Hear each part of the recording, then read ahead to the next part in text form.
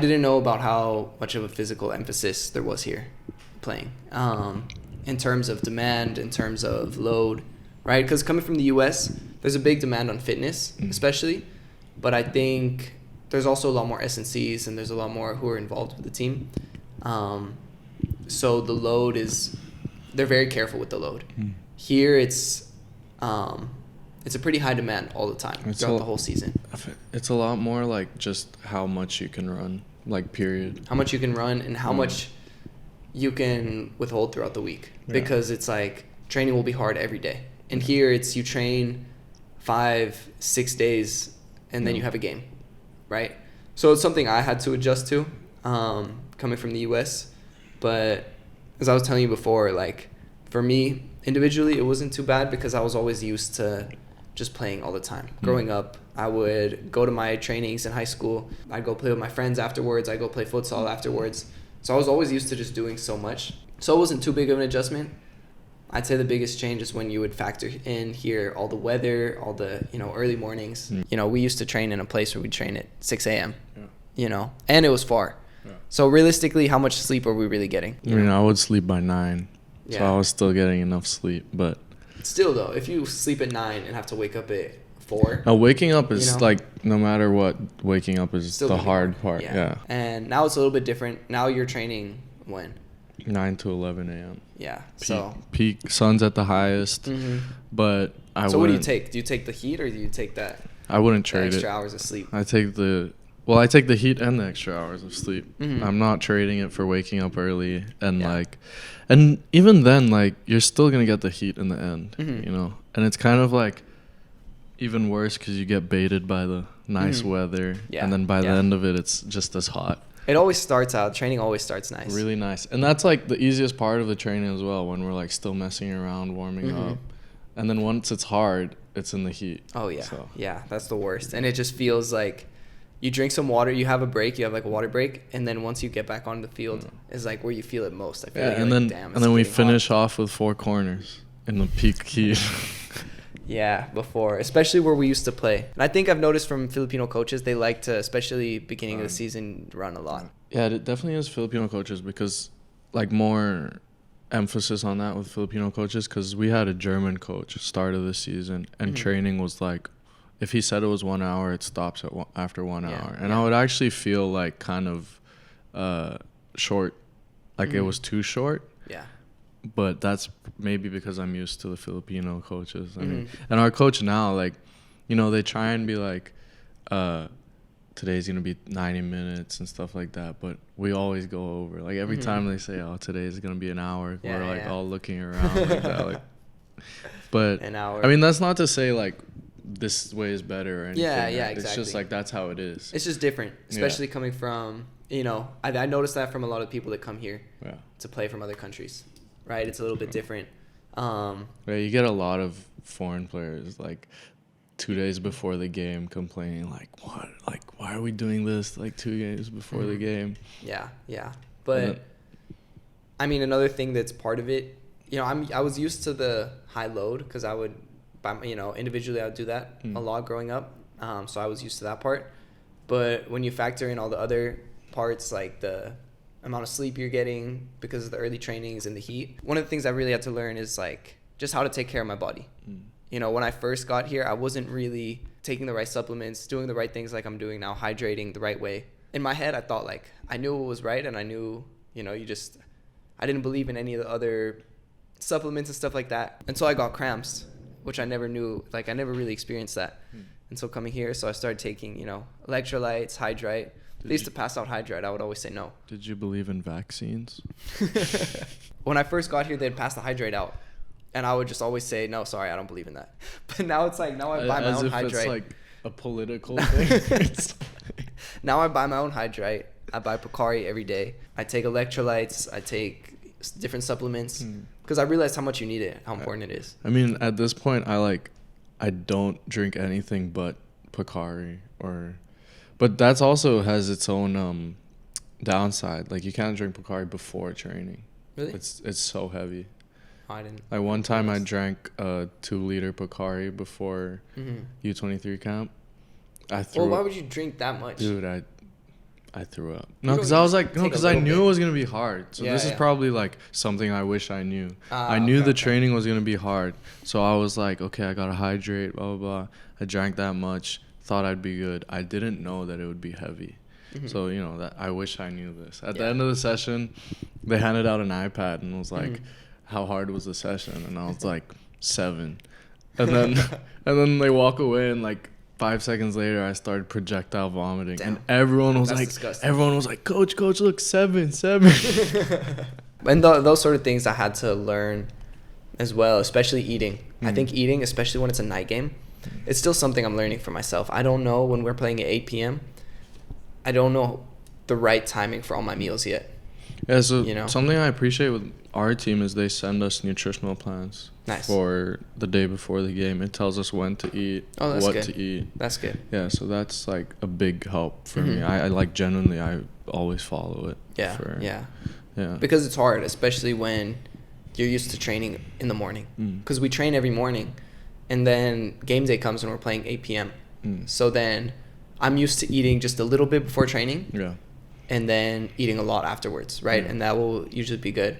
But when it's a whole day of eating, it took me some time to kind of learn what I need. I mean, myself, I'm definitely like one of the reasons I like that, I'm so grateful for that, is I'm definitely one of the players that like, I would prefer you tell me what to do than like I have to figure it out, you know? Yeah, yeah. So that's also why something I wanted to talk about, I wish I knew, or I did this earlier, which is like training with an actual strength coach. Yeah, yeah. And like getting the proper program. Mm-hmm. Because working out is another one that I find very hard to figure out things on your own. And Yeah, everyone yeah. says like you need to know your own body and stuff like that. Everyone's different. Mm-hmm. A strength coach would help you figure that out way faster than you would on your own. Yeah. I mean, these guys, you know, they studied it. Also, strength training is so different than just working out. Yeah. You know what I mean? It's Like so different than just going to the hypertrophy gym. and- Yeah. And like you're doing, you know, they're training movement, which is like some people you get in, and there's, you know, I think we can think of a few people, but you know, some people work out in the gym and they're actually restricting their movements because of like the type of working out that they do. Yeah. And maybe you won't see like aesthetic improvements, but I actually do think I do from working with a strength coach. But I feel a lot stronger, like Yeah. like going into challenges or like holding the ball up, and or like even like how high you jump and stuff like that. And maybe it's all in your head, but like Maybe. even placebo But, yeah, effects if still it works, helps, it works. right? Yeah, So for that's sure. one thing I wish I had done earlier, because like imagine if, you know, I'm fourth year professional, so imagine if I'd done it like 2 years ago already. Yeah, you know? yeah, exactly. Growing up in the U.S., it was something that we always had since high school. Yeah. So I was always pretty used to it. But it was always something I just did, and I wasn't super serious about. I just did it because, you know, I knew what I was supposed to do. Yeah. Like But especially telling you to do it. Yeah, they would tell us to do it. Now that I'm injured, I realize how important it is to actually really focus on it and really pay attention to it in terms of preventing injury, and everything is so important. Yeah. Especially when the load is really high, especially when we are training every day. You need to build strength as well so that your body can keep up with that, and just to maintain the strength in your legs and your body. Yeah, and you also learn like so many things. Like when I go to my coach, he'll ask me like how I'm feeling that day, like whether I'm in the yellow, in the green, or in the red. Yeah. And if we're in the yellow, like we'll go lighter. If we're in the red, we won't train at all. So like even that, like if he's not there, I can adapt that to myself. How do I feel? Should I work out today? And that's also something we talked about last time, is that there's actually a lot of really good physios, strength coaches here in the Philippines. Definitely. You know? And it's like, it's so different. You need to have the right S&C coach, the right strength and conditioning coach, because anyone can just tell you to do a bunch of exercises, lift weights, and, you know, anyone can make you tired. Yeah. But I think the right S&C coaches are going to make you tired at the moment, but you're going to feel better in the long run. Yeah, they're going to make you better. It's about making you better, not making you tired. Exactly. So, and I think it's important to have the right S&C programming, because without it, you know, it can also increase your risk of injury. So and maybe like that SNC coach isn't for you, but they're not bad. But then you just have to find the perfect match. You have to find the one for you. The one I've been working with, I've been working with him for the past few years. Or I've known him the past few years, and he's been helping me out for a while. And especially through the process of injury, he was the one that helped me get back on track. Like the day after I got injured, he called me. The day I got injured, the night I got injured, he called me, asked me what happened, told me to get checked by the team's PTs. And after they checked it out, he said, okay, just come to the gym tomorrow and we'll take a look at it and we'll see what we can do. And his approach, I really liked it because it was right after I got injured. There was no time to spend crying about it. There was no time to spend like feeling sorry about it. It was just like, okay, what can we do next, right? Even if I didn't have an MRI, I didn't know exactly what the injury was yet. There were still things I could do that no matter what my knee injury was, that I could still do to get better already. So we started strengthening in ways that I could. We started working towards walking first, just walking normally, because the sooner I could kind of just practice walking again, the faster it was going to heal. So doing those things and just having the right approach, right? Instead of just going home. A lot of people were telling me, oh, just rest, like, relax, watch a movie, take your time. He was the opposite. He said, no, come to the gym tomorrow and we're going to start working on it. And mentally, it was the best thing possible because I had no time to feel bad about myself for it. Since, like we've talked about how the Philippines league is very small and every team trains in the same city almost, and there are only 10 teams in the league, everyone knows each other, which we've talked about already, but it's something I really had no idea about. And I think in one way it's really good because you get to be close with everyone. But at the same time, when I first arrived here, not knowing that, I probably could have been a little bit more careful in terms of like the people I would talk shit to. And you know what I mean? Like I didn't know any better, and it worked out fine because I ended up being cool with anyone anyways.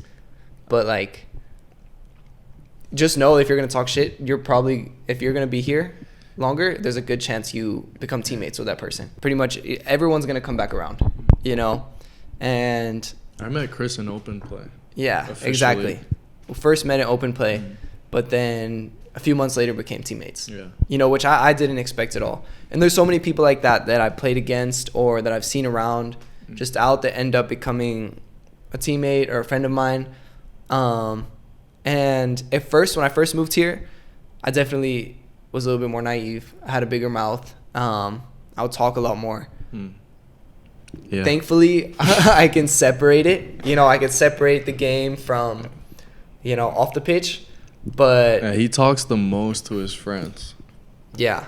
Well, now they're my friends. No, Nate was already your friend. Nate, I didn't know Nate. Oh, no, actually, Chris, one of our friends, Chris hated him the most. Nate. He hated me the most. Yeah. I didn't hate him. Yeah, Nate hated him. Care, but he hated me the most. Yeah. But then he ended up being one of my good friends because we played together in the next season. But then you end up playing with these people and they... Even, like, hanging out after the games, like, someone's going to be friends with someone from the other team. Like, one of your friends. Well, also, since we play all of our games in the same venue... Centralized, yeah. You see everyone, right? So we'll play a game. We'll play the first game. We finish our game. We sit up in the stands and we see players from the other team going to the next game, right? So you're always running into each other. So if you did have really bad beef with someone else in the league, it's really awkward. You know what I mean? Because you're inevitably going to see them. And so it's just always good to keep a good relationship with everyone here because you never know. It's a really small, and not just in football, but it's a really small world here. And honestly, you can't like burn your bridge with a club, with any club, because you never know when you're going to need, like, let's say no one's offering you. You're going to need somewhere to go. Yeah. So you don't want to burn any bridges. No. Like, and this isn't just this league. This goes. Yeah, I think this is for anywhere you go. General advice. You'll never know when you just need somewhere to play. Yeah. What do you think are maybe some things that people can do without noticing, players will do, that rubs maybe either coaches or management the wrong way or other players the wrong way? Like for me, for example, when you're coming here to the Philippines and it is a more developing league, when you're coming from a country that is known for football, right? And everything's done in a really professional, top, sort of way. and then you come here to the Philippines, even though you come from a good footballing background, and even if you are a really good player, people here are not going to like it if you complain about it. Yeah. You know, and if you complain about the way things are done. Yeah. Even if you do know better, it's still, you know, out of respect, you're still here in the Philippines. You're playing here in the Philippines. Yeah. You know what I mean? So it doesn't matter where you come from. You kind of have to adapt to where you're at. Yeah. You know, and they're not going to change things for you. No. You know? So like the most obvious ones, like, you know, not respecting the seniority culture. Talk about that. You think there's a big seniority culture here? I think there is a big seniority culture, but not as big as what I experienced in Thailand. But there is, I feel like it's not just in our football, you know, it's in our everyday lives, you know, respect for the elders, because it's like family-based. Yeah, and I think that's Asian culture. Yeah, Asian culture is family-orientated, and that translates to the whole culture.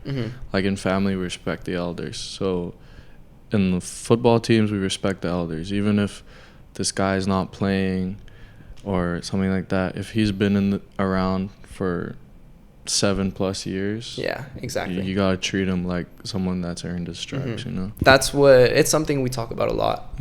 That I'll talk a lot about with Charles is that we came here at a time where right now I have to say things have gotten a lot better in the Philippines. But we saw also what it was before when we both arrived, and it's grown a lot since then.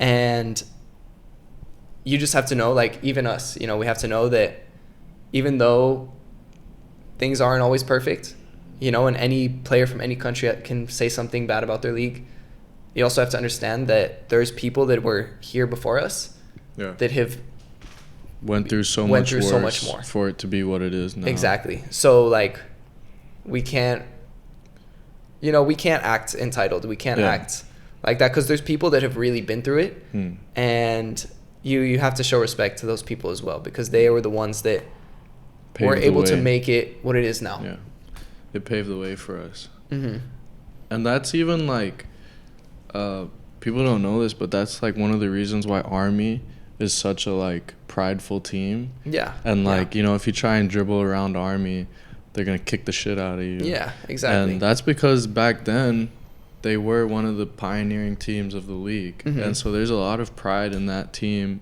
kind of like they are the senior. You guys had an interesting game against them, though. Yeah, but that's not in our list. Yeah, no, but maybe another day. You have to respect the people that have been playing here for a long time because if you don't know about the Philippines Football League, there's been a lot of ups and downs, and we're lucky that it's in a better place right now. We're currently on an up. Yeah, yeah. But I also understand that before I got here, things weren't as good as they are now, and there's also been times where things were much better. Right now, I think I can feel it going in that direction at the moment. And you always hope that it is. And I mean, if you guys do, I mean, even if you make it to the next round of the Challenge League, that's gonna do no bits for the PFL. Yeah, it'll help. So we'll see. We're preparing for some pretty big games. So we'll see. And that's the thing is like, whoever is competing in AFC, even though they're your rivals, I think we always support the teams that are playing in AFC. You're representing our league, representing our country, so we have no choice but to root for you, right? Yeah. No choice. Yeah. Even when we do hate each other on the field, like, it's good to see the AFC, the teams competing internationally. When we were in Stallion, like, I would say, like, one of our most heated rivalries is against Kaya. I mean, those games, we really play really hard, beat each other up. But then AFC, we're supporting Kaya. Yeah. And when we were both in AFC at the same time, we were always doing everything to help each other out. Yeah. Right? We were always training, playing against each other and helping each other get ready for our games. Yeah. It was never a thing like we wanted to do better than they did. Yeah, exactly. It was always, let's help each other out. And we'll fight during the league matches, but let's try to help each other out for AFC. Yeah. And people don't know, like, the way AFC works is however our clubs from the league do, it, like, affects our AFC positioning ranking and how many clubs get to qualify for AFC competition. So obviously we want everyone to do their best. Yeah, and the Philippines did really well in the past. Mm. And so we did have a pretty good ranking for a long time. Mm. But unfortunately, the past couple of years, we haven't been doing as well. Mm. So that's what we're trying to do now is get that ranking back. Yeah, because when we went there, we finished third. So Mhm. we had 3 teams in AFC Mhm. guaranteed positions. Yeah, And this season, I think at the end of this season, we only have only have 2. 2. Only have 2. Well, 2 guaranteed. 1 guaranteed. And 1 playoff. And 1 yeah, exactly. Yeah. So which makes it even harder. Yeah. But yeah, and imagine that was a time where the league wasn't as strong as it is now, right? We had 3 teams going to AFC when the league was not at the same spot where it is now. I mean, there's probably 4 teams in the league that could actually get points in AFC now. Yeah, for sure. 4 or 5. Mm-hmm. Yeah, because it's a lot more competitive now. Yeah. And there's a lot of teams. I think part of that too is, and what's really helped is allowing more foreigners to come play here. Because I think to have 10 teams, there's not enough local players to keep the foreigners limit small, if that makes sense. Mm-hmm. Would you agree with that? I don't want it to be more than what it is already. I mean, right but now, I understand the AFC foreign rule. Mm-hmm. Like, that helps us compete until we are in a place where we can compete with our locals. Mm-hmm. But the thing is I don't even know if there's enough locals to make 10 teams with the old foreign rule. What do you mean the old The one? 3+1. Before in the league we had. Did we reach 3+1? Yeah. So the old foreigner rule before it was always 3 foreigners from any country plus 1 Asian player, right? And then it eventually changed to 5+1. 5. And the 1 is the goalkeeper. And 5 foreign players, and the goalkeeper doesn't count. Yeah. So you could technically have 6 foreign players on the field. On the field at once. Mhm. And then unlimited registered. Yeah. Yeah. Which I think with the old foreign rule, I'm not sure we could fill enough teams to have as many teams in the league. Mm-hmm. You know what I mean? At least high quality teams, I would say. Yeah, because I guess when we had the 3+1, it was 6 teams. Mm-hmm. Yeah. And think about it. There's only, the Philippines isn't that big. There's only so many footballers here. And then if you want to take the best ones, right? Yeah. You have to create a little bit more of a barrier of entry to play in the PFL. So I think because of that, the standard has grown a lot since then. But anyways, those are just some of the thoughts we've been having about things that I didn't know any of these things before coming here. I was a bit more familiar than Schaffner because I spent my last 4 years of high school here. Anyways, there's a lot more to talk about for us, but for now, we'll just leave it at that.